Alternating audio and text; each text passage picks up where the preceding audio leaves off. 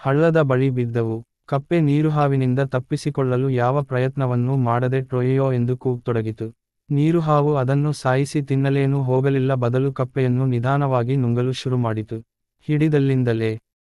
ಹಾವಿನ ಬಾಯಿ ತನ್ನ ಸಾಧಾರಣ ಗಾತ್ರಕ್ಕಿಂತಲೂ ಅಗಲವಾಗಿರುತ್ತದೆ. ತಮ್ಮ ಬಾಯ ಸುತ್ತಳತೆಗಿಂತ ದೊಡ್ಡ ಪ್ರಾಣಿಗಳನ್ನು ಅವು ನುಂಗಬಲ್ಲವು ಎಂದು ಕೇಳಿದ್ದೆ. ಅವತ್ತು ನೀರುಹಾವಿನ ಬಾಯಿ ತನ್ನ ಸುತ್ತಳತೆಗಿಂತ 5-6 ಪಟ್ಟು ಅಗಲವಾಗಿ ಕಪ್ಪೆಯ ಸುತ್ತಳತೆಗೆ ವಿಸ್ತರಿಸಿದ್ದು ನೋಡಿ ನನಗೆ ಗಾಬರಿಯಾಯ್ತ. ಹಾವಿನ ಬಾಯಿ ಹಿಗ್ಗುತ್ತಾ ಹಿಗ್ಗುತ್ತಾ ಬಲೂನಿನಷ್ಟು ತೆಳ್ಳಗೆ ಪಾರದರ್ಶಕವಾಗಿ ತಲೆಗೆ ಹಾವಿನ ಆಕಾರವೇ ಹೋಯಿತು. ಕರಿಯ ಕಣ್ಣುಗಳೆರಡನ್ನು ಅಂಟಿಸಿದ ಬೆಲೂನಿನೊಳಗೆ ಕಪ್ಪೆಯೇ ದಬಾಯಿಸಿ ನುಗ್ಗುತ್ತಿರುವಂತೆ ಕಂಡಿತು. ಹಾವು ದೊಡ್ಡ ಕಪ್ಪೆಯನ್ನು ನುಂಗಲು ಗಂಟೆಗಳೇ ಹಿಡಿದವು. 10 ನಿಮಿಷಕ್ಕೊಮ್ಮೆ ತನ್ನ ಬಲೂನು ಬಾಯನ್ನು ಹಿಗ್ಗಲಿಸಿ ಕಪ್ಪೆಯನ್ನು ಒಂದೊಂದೇ ನೂಲಿನಷ್ಟು ಒಳಗೆಳೆದುಕೊಳ್ಳುತ್ತಿತ್ತು. ಕೂಗಿ ಕೂಗಿ ಸುಸ್ತಾದ ಕಪ್ಪೆ ನುಂಗಿದರೆ ನುಂಗಲೆಂದು ಸುಮ್ಮನಾಯಿತು. ಹಾವಿನ ಬಾಯಿ ಕಪ್ಪೆಯ ಹೊಟ್ಟೆಯವರೆಗೆ ಬರುವವರೆಗೂ ನನಗೆ ಹಾವು ಕಪ್ಪೆಯನ್ನು ನುಂಗುತ್ತದೆಂದು ನಂಬಿಕೆ ಇರಲಿಲ್ಲ.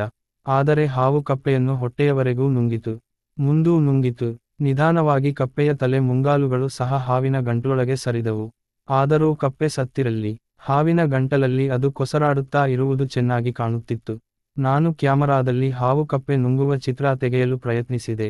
ಆದರೆ ಅಡ್ಡ ಹುಲ್ಲು ಎಲೆಗಳು ಇದ್ದುದರಿಂದ ಮತ್ತು ಮರದ ನೆರಳಿನ ದೆಸೆಯಿಂದ ಫೋಟೋಗಳು ಸರಿಯಾಗಿ ಬರಲಿಲ್ಲ. ಹಾವು ಕಷ್ಟಪಟ್ಟು ಕಪ್ಪೆಯನ್ನೇನೋ ನುಂಗಿತು. ಆದರೆ ಅದು ಇನ್ನಷ್ಟು ಸಮಸ್ಯೆಗಳಿಗೆ ಸಿಕ್ಕಿಕೊಂಡಂತೆ ನನಗೆ ಕಂಡಿತು.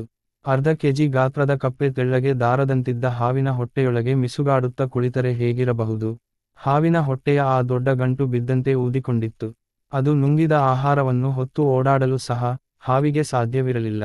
ಅದನ್ನು ನುಂಗಿದ ನಂತರ ಹಾವು ಅಲ್ಲೇ ಮಿಸುಗಾಡದೆ ಬಿದ್ದುಕೊಂಡಿತ್ತು. ಕಪ್ಪೆ ಸತ್ತು ಜೀರ್ಣವಾಗುವವರೆಗೂ ಹಾವು ಅಲ್ಲೇ ಬಿದ್ದಿರುತ್ತದೆಯೆಂದು ಆಶ್ಚರ್ಯಪಡುತ್ತಾ ನೋಡತೊಡಗಿದೆ. ಮುಂದೇನೆಂದು ಊಹಿಸಲು ಸಾಧ್ಯವಾಗಲಿಲ್ಲ. ಹೇಗೋ ತೆವಳಿ ಹಳ್ಳದ ನೀರಿಗೆ ಜಾರಿಕೊಂಡರೆ ಆಮೇಲೆ ಹೊಟ್ಟೆ ಹೊತ್ತುಕೊಂಡು ತಿರುಗಲು ಹಾವಿಗೆ ಸಾಧ್ಯವಾದೀತೇನೋ ಎಂದು ಊಹಿಸಿದೆ. ಆದರೆ ನನ್ನ ಲೆಕ್ಕಾಚಾರ ಸರಿಯೋ ತಪ್ಪೋ ಎಂದು ಪರಾಮರ್ಶೆ ಮಾಡಲು ನನಗೆ ನಗೆ ಅವಕಾಶ ಸಿಗಲಿಲ್ಲ, ಏಕೆಂದರೆ ಹಳ್ಳದ ತಡಿಯ ರಂಗಸ್ಥಳದಲ್ಲಿ ಇನ್ನೊಂದು ಅನಿರೀಕ್ಷಿತ ಬೆಳವಣಿಗೆಯಾಯಿತು. ನಾನು ಅಲ್ಲಿಗೆ ಫೋಟೋ ತೆಗೆಯಲು ಬಂದಾಗಲೇ 2 ಕೆಂಬೂತಗಳು ಕೊಟರ್ಗೂಕ್ ಎಂದು ಮಾತಾಡಿಕೊಳ್ಳುತ್ತಾ ಪೊದೆಗಳೆಡೆಯಲ್ಲಿ ಏನೋ ಮಾಡುತ್ತಿದ್ದವು. ನಾನು ಫೋಟೋ ತೆಗೆಯಬೇಕೆಂದು ನೋಡಿಕೊಂಡಿದ್ದ ಎಷ್ಟೋ ಹಕ್ಕಿ ಗೂಡುಗಳ ಮೊಟ್ಟೆಗಳನ್ನೂ ಮರಿಗಳನ್ನೂ ಇವು ಅನೇಕ ಸಾರಿ ಕದ್ದು ತಿಂದು ನನ್ನ ಯೋಜನೆಯನ್ನು ಹಾಳುಗೆಡವಿದ್ದುವು. ರಕ್ತಗೆಂಪುಗಣ್ಣಿನ ಇವುಗಳ ಮುಖವನ್ನು ನೋಡಿದರೆ ಸಾಕು ಪಕ್ಕಾ ಕಳ್ಳರೆಂದು ಊಹಿಸಬಹುದಿತ್ತು. ಹಾವು ಆ ತೊಣೆಯ ಕಪ್ಪೆಯನ್ನು ನುಂಗಿ ಸುಧಾರಿಸಿಕೊಳ್ಳುತ್ತಾ ಮಲಗಿರಬೇಕಾದರೆ ಕೊಂಚ ಹೊತ್ತಿಗೆಲ್ಲ ಒಂದು ಕೆಂಬೂತ ಪಕ್ಕದ ಲಂಟಾನ ಪೊದೆಗಳ ಅಡಿಯಿಂದ ಹೊರಗೆ ತಲೆಹಾಕಿ ಸುತ್ತಮುತ್ತ ಹುಡುಕುನೋಟ ಬೀರಿತು. ಈ ಕೆಂಬೂತಗಳು ಹಾರುವ ಹಕ್ಕಿಗಳಾದರೂ ಸಾಧಾರಣವಾಗಿ ಕೋಳಿಗಳ ರೀತಿ ನೆಲದಲ್ಲೇ ಓಡಾಡುತ್ತಾ ಇರುತ್ತವೆ. ಓಡಿಸಿದಾಗ ಮಾತ್ರ ಹೊಸದಾಗಿ ಹಾರುವುದನ್ನು ಕಲಿತವರ ಹಾಗೆ ಯದ್ವಾತದ್ವಾ ರೆಕ್ಕೆ ಬೀಸುತ್ತಾ ಹಾರುತ್ತವೆ. ಪೊದೆಗಳ ಅಡಿಯಿಂದ ತಲೆಹಾಕಿದ ಕೆಂಬೂತಕ್ಕೆ ಹಳ್ಳದ ತಡಿಯ ಹಾವು ಕಣ್ಣಿಗೆ ಬಿದ್ದಿದ್ದೇ ತಡ ಸಂತೋಷದಿಂದ ಕೊಟರ್ ಎಂದು ದನಿಗೈಯುತ್ತಾ ಹಾವಿನ ಬಳಿ ಸಾರಿತು. ಹೋಗುವುದರೊಳಗೆ ಅದರ ದನಿಗೆ ಕೆಂಬೂತವೂ ಅಲ್ಲಿಗೆ ಹಾಜರಾಯಿತು. ಕೆಂಬೂತ ಹಾವಿನ ಬಳಿಗೆ ಪ್ರತ್ಯುತ್ತರ ಕೊಟ್ಟ. ಇನ್ನೊಂದು ನೀರುಹಾವಿನ ದೆಸೆಯಿಂದ ನನ್ನ ಫೋಟೋ ತೆಗೆಯುವ ಕಾರ್ಯಕ್ರಮ ಹಾಳಾಯಿತಲ್ಲ ಎಂದು ಕುಳಿತಿದ್ದ ನನಗೆ ಎದುರು ನಡೆಯುತ್ತಿರುವ ರುದ್ರನಾಟಕದ ದೃಶ್ಯಾವಳಿಗಳಿಂದ ಹೊತ್ತು ಹೋದುದೇ ಗೊತ್ತಾಗಲಿಲ್ಲ. ಕಪ್ಪೆಯನ್ನು ಸಾಹಸದಿಂದ ನುಂಗಿ ಸುಧಾರಿಸಿಕೊಳ್ಳುತ್ತಿದ್ದ ಹಾವು ಈಗ ನಿಸ್ಸಹಾಯಕವಾಗಿ ಕೆಂಬೂತಗಳ ಕೈಗೆ ಸಿಕ್ಕಿಕೊಂಡಿತು. ಹೊಟ್ಟೆಯೊಳಗಿನ ತುತ್ತೆ ಈಗ ಅದಕ್ಕೆ ಪ್ರಾಣಕ್ಕೆ ಕುತ್ತಾಯಿತು. ಕೆಂಬೂತಗಳನ್ನು ನೋಡುತ್ತಲೂ ತನ್ನೆಲ್ಲ ಶಕ್ತಿಯನ್ನೂ ಕ್ರೋಢೀಕರಿಸಿ ಹಳ್ಳದ ಕಡೆಗೆ ತೆವಳಿ ತಪ್ಪಿಸಿಕೊಳ್ಳಲು ಹಾವು ಪ್ರಯತ್ನಿಸಿತು. ಆದರೆ ಹೊಟ್ಟೆಯೊಳಗೆ ಮೂಟೆಯಂತೆ ಕುಳಿತಿದ್ದ ಕಪ್ಪೆ ದೆಸೆಯಿಂದ ಅದಕ್ಕೆ 1 ಇಂಚೂ ಮುಂದೆ ಹೋಗಲಾಗಲಿಲ್ಲ. ಕೊನೆಗೆ ಕೆಂಬೂತಗಳತ್ತ ಕುತ್ತಿಗೆ ಅಲ್ಲಾಡಿಸಿ ಕಚ್ಚುವ ಹಾಗೆ ನಟಿಸಿತು. ಆದರೆ ಕೆಂಬೂತಗಳು ಇವ್ಯಾವುದಕ್ಕೂ ಸೊಪ್ಪು ಹಾಕಲಿಲ್ಲ. ಆದರೆ ಕೆಂಬೂತಗಳೇನೂ ಹಾವನ್ನು ಕುಕ್ಕಿ ಕೊಲ್ಲುವ ತೊಂದರೆ ತಗೊಳ್ಳಲಿಲ್ಲ.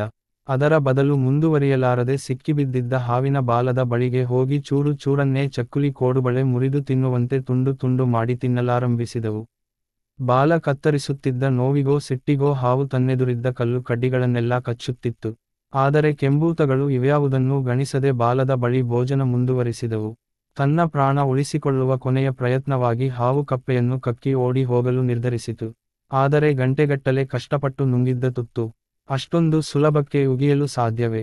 ಅದು ಗಂಟಲ ಕಡೆಗೆ ಕಪ್ಪೆಯನ್ನು ತಳ್ಳಲು ಪ್ರಯತ್ನಿಸುತ್ತಿದ್ದುದು ಅದರ ಲಯಬದ್ಧ ಮೈ ಚಲನೆಯಿಂದ ಗೊತ್ತಾಗುತ್ತಿತ್ತು. ಕಪ್ಪೆ ಹೊಟ್ಟೆಯೊಳಗೆ ಕುಳಿತಲ್ಲೇ ಕುಳಿತು ಹಾವೇ ಹಿಂದೆ ಸರಿಯುತ್ತಿದ್ದ ಹಾಗೆ ಕಾಣುತ್ತಿತ್ತು. ಆದರೆ ಹಾವು ಕಪ್ಪೆಯನ್ನು ಗಂಟಲ ಆಚೆಗೆ ತಳ್ಳುವ ಹೊತ್ತಿಗೆ ಕೆಂಬೂತಗಳು ಹಾವನ್ನು ಬಾಲದ ಕಡೆಯಿಂದ ಕಾಲು ಭಾಗಕ್ಕೂ ಹೆಚ್ಚು ತಿಂದುಬಿಟ್ಟವು. ಆಮೇಲೆ ಅವಕ್ಕೆ ಹೊಟ್ಟೆ ತುಂಬಿತೋ ಏನೋ ಯಾರ ಎಂದು ತಮ್ಮಲ್ಲೇ ಮಾತಾಡಿಕೊಳ್ಳುತ್ತಾ ಹಳ್ಳದ ನೀರು ಕುಡಿದು ಬಾಲ ಕತ್ತರಿಸಿ ಬಿದ್ದಿದ್ದ ಹಾವಿನ ಕಡೆಗೆ ಒಂದಿನಿತೂ ಗಮನ ಹರಿಸದೆ ಲಂಟಾನದ ಅಡಿಯಲ್ಲಿ ನುಸುಳಿ ಹೊರಟು ಹೋದವು. ಕೊಂಚ ಹೊತ್ತಾದ ನಂತರ ದೂರದಲ್ಲೆಲ್ಲೋ ಅವು ಕೊರ್ ಕೊಟರ್ ಎಂದು ಮಾತಾಡುವ ಸದ್ದು ಕೇಳಿತು. ಹೊಟ್ಟೆಯಿಂದ ಹೊರಗೆ ಬಂದ ಕಪ್ಪೆ ತಲೆ ಹೊರಗೆ ಬಂದರೂ ತಪ್ಪಿಸಿಕೊಳ್ಳುವ ಪ್ರಯತ್ನ ಮಾಡಲಿಲ್ಲ. ಉಸಿರುಕಟ್ಟಿ ಸತ್ತೇ ಹೋಗಿದೆ ಎಂದು ನಾನು ತಿಳಿದೆ. ಹಾವು ಅದನ್ನು ಸಂಪೂರ್ಣ ಉಗಿದ ಮೇಲೂ ಅದು ಹೊಟ್ಟೆ ಊದಿಸಿಕೊಂಡು ಬಹುಕಾಲ ನೆಲದ ಮೇಲೆ ಅಂಗಾತ ಸತ್ತಂತೆ ಬಿದ್ದಿತ್ತು. ಹಾವು ಕೆಂಬೂತಗಳು ತಿಂದು ಮಿಗಿಸಿದ್ದ ತನ್ನ ಉಳಿದ ಶರೀರ ಎಳೆದುಕೊಂಡು ಹಳ್ಳದ ತಡಿಯಲೇ ಎತ್ತಲೋ ಹೋಯಿತು. ಹಾವು ನಿರ್ಗಮಿಸಿದ ಎಷ್ಟೋ ಹೊತ್ತಿನ ಮೇಲೆ ಕಪ್ಪೆಗೆ ತಾನೀಗ ಹಾವಿನ ಹೊಟ್ಟೆಯೊಳಗಿಲ್ಲ ಎಂದು ಗೊತ್ತಾಯ್ಕೆಂದು ತೋರುತ್ತದೆ. ಅಂಗಾತ ಇದ್ದುದು ನೆಟ್ಟಗಾಗಿ ಅಲ್ಲೇ ಹುಲ್ಲಿನೊಳಗೆ ಕುಳಿತು ಕಣ್ಣು ಬಿಟ್ಟಿತು.